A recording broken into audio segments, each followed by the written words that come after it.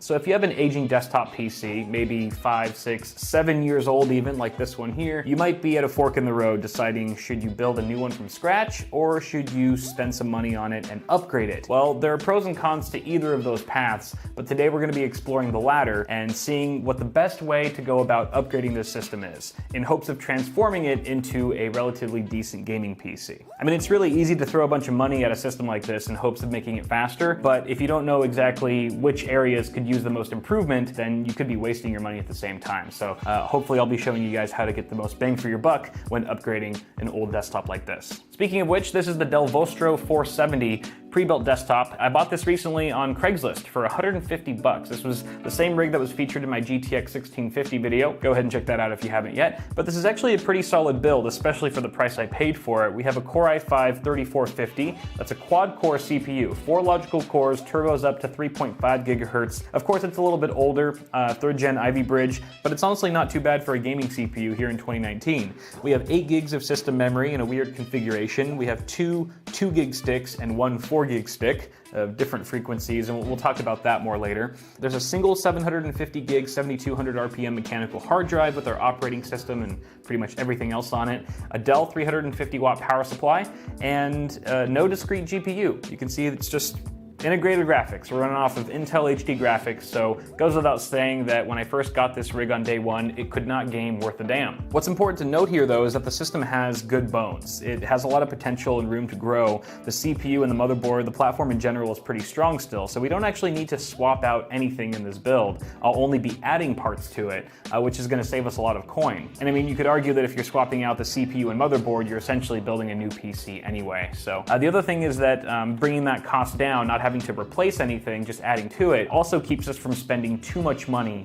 on this really old system. I mean, we want to bring it up to speed and all, but you don't want to dump more money into it than it's really worth. With that said, the first thing I upgraded was the graphics. Now, if you're trying to upgrade an old system like this and you don't care about gaming, then you can probably skip the video card upgrade altogether, because that's really the main benefit that it's offering. But if you are trying to do some gaming with your old dilapidated machine, then dropping in a discrete GPU is probably one of the most sensible things you can do for the system. But there's a couple things that we have to bear in mind before we decide to throw in any old GPU, because not any old graphics card is going to work. For starters, the computer case needs to be able to fit the actual card physically. So the first thing I looked for was PCI slots, at least 2 of them on the back of the case, because we have a 2-slot design card. And then I did a quick test fit to see if we had enough clearance for the length of the card, as that's usually the dimension that runs into the most problems interference-wise. Fortunately, our card fit no problem, so the next thing on our checklist was the motherboard and whether or not it had a PCI Express slot. At least for modern day GPUs, you're going to need a PCI Express slot. Whether it's Gen 2 or Gen 3 shouldn't matter too much. Fortunately, our H77 Express board does have a PCI Express slot. The last thing you ought to check for video card support is the wattage of your power supply to make sure that it actually has enough watts to drive the card. If you're not sure, you can look up the minimum required power supply on the manufacturer's website. And also that it has the physical connections or plugs in order to drive the card. So our card, our RX 570, has a single 6-pin PCIe connector, and fortunately we have exactly one free PCI Express connector coming from our power supply. So we're pretty much good to go for our GPU. The particular brand of RX 570 is the Sapphire Pulse ITX, and I picked it obviously over the GTX 1650 because A, it's about 10% faster on average, and B, it's much cheaper. In fact, it's a lot cheaper if you're okay with going secondhand, because the RX 570 has been out for a lot longer than the recently launched GTX 1650, which means it's really easy to hunt one of these down for a good price in the secondhand market. I actually got mine on eBay for $85. So that was just a buy it now price. I didn't have to bid for it or anything. That's almost half the price of a GTX 1650 brand new. So I was pretty happy about that. The next thing I upgraded in the system was memory. We have 8 gigs, like I mentioned, which is fine for a super budget entry-level machine. But if you want to do any kind of multitasking, or if you just want a little bit more breathing room, having more than 8 gigs is certainly helpful here in 2019. Upgrading the memory makes a lot of sense here because there's such a broad range of benefits that go far beyond gaming. Pretty much everything you do with a computer, you know, running tasks and stuff, eats up a certain amount of RAM. So whether you're gaming or not, having additional system resources in the form of memory is going to benefit the system overall. Now, just like the video card, you have to go through a kind of compatibility checklist as well. So the first thing is, does it have an empty DIMM slot for you to populate, and is it the right type? The memory on this motherboard, or that's supported by this board, is DDR3, and sure enough, we have one spare DDR3 DIMM slot open. Now, if you're replacing all of the memory modules with new sticks, then capacity is not too big of a concern. Just buy the amount of RAM that you need, and you should be good to go. But if we're adding to existing RAM modules like we are today, then you might wonder if you need to match the same capacity of the existing sticks. The short answer is no, you don't really have to. For example, in a weird configuration like this, where we have two 2-gig sticks and one 4-gig stick, I mean, for starters, they're already not matching and the system runs perfectly fine, but you could easily put an 8-gig stick in that 4th slot and everything should work without a hitch. What you should look at more closely than the capacity of the modules you're upgrading is the speed or the frequency. Because at the end of the day, your system is going to run all of your memory sticks at the speed of your slowest stick. So for example, our 4-gig stick here is rated at 1600 megahertz, and our two 2-gig sticks are rated at 1333. What that means is the system's going to run all 3 of those sticks at the lower 1333 speed.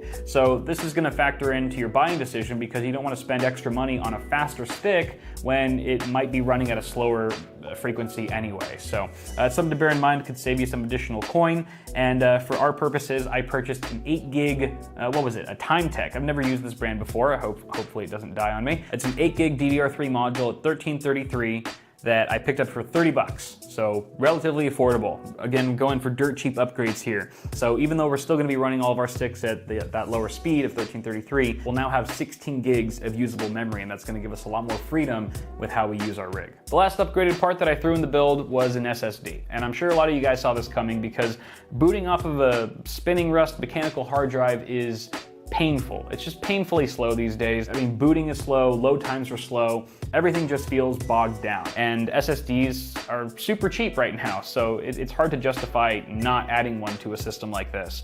Plus, it's kind of like memory in the sense where it just speeds up your overall system. Essentially, your system just feels much faster all around. Now, SSDs today take on many different form factors, but if you're gonna be upgrading a system like this, I would highly suggest going with a 2.5-inch SATA-based SSD, because they're really cheap. That being said, you can find, you know, M.2 drives that are super cheap nowadays too, but there's a much higher chance of connector compatibility and form factor being supported with an older system if you're using a SATA drive. So we actually do have a free SATA port on our motherboard for the transfer of data, and we have at least one free SATA port coming off of our power supply for power. So that's pretty much it. It's a fairly slim checklist to see if an SSD is right for your old build. However, it's also worth checking if the chassis has mounting points for a 2.5-inch drive. If it doesn't, it's not necessarily a deal breaker, because SSDs are so thin and relatively small, especially if you get some adhesive Velcro, you can pretty much stick it anywhere you want.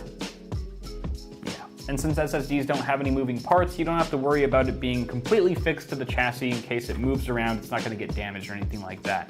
So I did in fact get a 2.5-inch SATA-based SSD. I went with a Patriot Memory Burst, 120 gig capacity. Of course, capacity is going to be up to you for the most part. Make sure at the very least you have enough for your operating system and at least a few frequently used applications. But I got this drive for just $20 on Amazon, I believe. So that brings the total cost of this entire system with the upgraded parts to $285, which is right in there in terms of console killer territory. I mean, are there any consoles that are that cheap or cheaper? I don't really keep up with console prices, but I typically consider the $300 to $400 range to be prime console killer territory. And this goes well below that at just $285. So very impressive, and also goes to show that you can build something like this if you're comfortable with buying from a secondhand market, as most of these parts are pre-owned. Guys, if you want links to the upgraded parts, I'll put them in the description if I remember. But I think without further ado, we can throw those parts back into the system, fire it up, and see what it's like to game on this thing.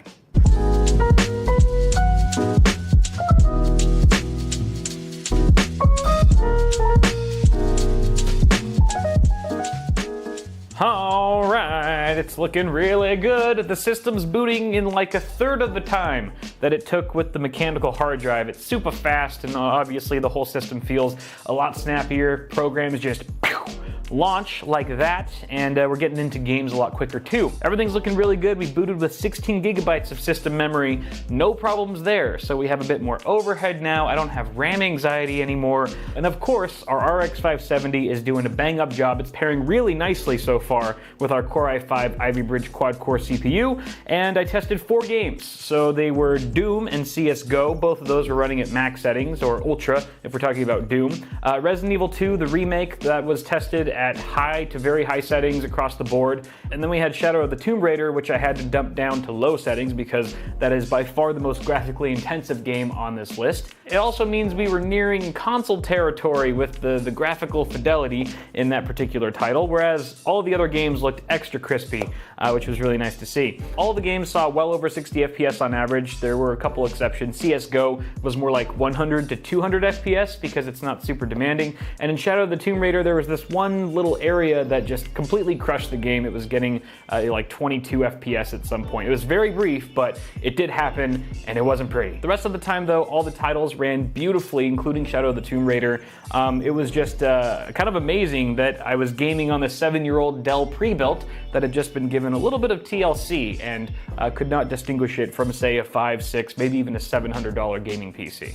Doom was the biggest memory hog out of the 4. It ate up nearly 7 gigs of system memory, and that would have been an issue had we only had 8 gigs of RAM in here, but bump it up to 16 gave us peace of mind and additional headroom so that if we wanted to do some multitasking in the background, we could easily do so. Now, it probably goes without saying that our case for the Dell Vostro here is not one of very thoughtful airflow. There's only one exhaust fan at the rear. It's 80 millimeters, no other fans in the entire chassis, and the ventilation slots at the front here are extremely limited and sort of closed off. So I was actually happy to see that our temperatures for our CPU and GPU didn't suffer too badly. Our CPU was getting anywhere from the 50s, 60s, which is not too shabby, and our GPU hovered comfortably in the 50s and 60s, and then I think into the 70s for Shadow of the Tomb Raider. It was also nice to see virtually no CPU bottlenecking, especially because we're talking about an older CPU. It's an Intel Core Ivy Bridge processor, 3rd gen from years and years ago. And our RX 570 isn't a brand new card or anything. It's been out for a while, but it's certainly more recent and newer than our CPU. So it's nice to see the CPU keeping up